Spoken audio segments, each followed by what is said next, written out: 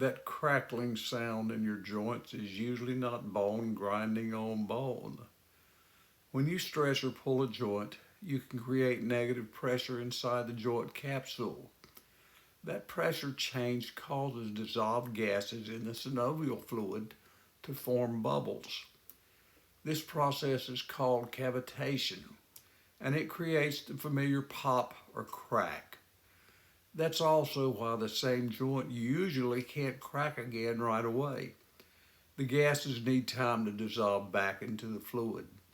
Now that's different from grinding, scraping, or painful cracking, which can point to joint wear or other problems.